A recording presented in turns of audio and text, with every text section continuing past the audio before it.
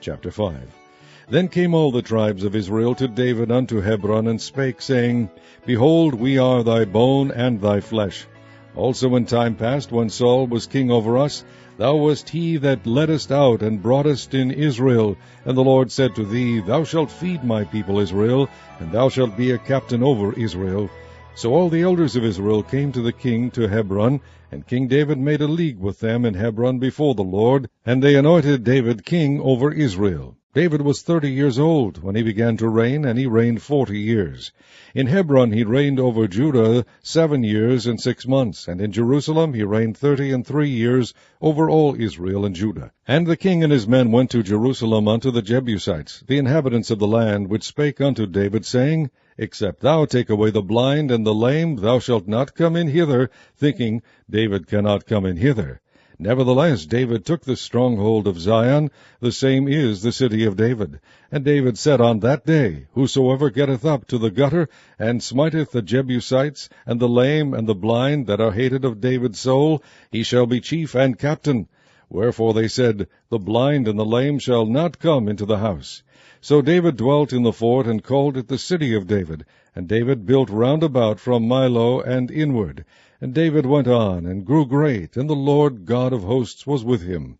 And Hiram king of Tyre sent messengers to David, and cedar trees, and carpenters, and masons, and they built David an house. And David perceived that the Lord had established him king over Israel, and that he had exalted his kingdom for his people Israel's sake.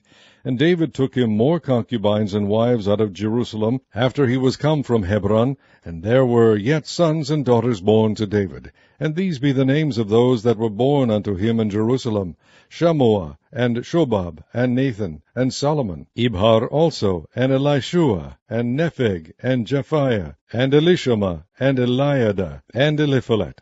But when the Philistines heard that they had anointed David king over Israel, all the Philistines came up to seek David. And David heard of it, and went down to the hold. The Philistines also came and spread themselves in the valley of Rephaim. And David inquired of the Lord, saying, Shall I go up to the Philistines? Wilt thou deliver them into mine hand? And the Lord said unto David, Go up, for I will doubtless deliver the Philistines into thine hand. And David came to Baal-perazim, and David smote them there, and said, The Lord hath broken forth upon mine enemies before me, as the breach of waters. Therefore he called the name of that place Baal-perazim.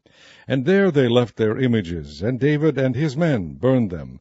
And the Philistines came up yet again, and spread themselves in the valley of Rephaim.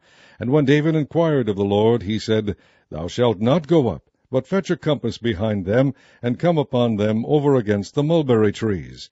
And let it be, when thou hearest the sound of a going in the tops of the mulberry trees, that then thou shalt bestir thyself, for then shall the Lord go out before thee to smite the host of the Philistines.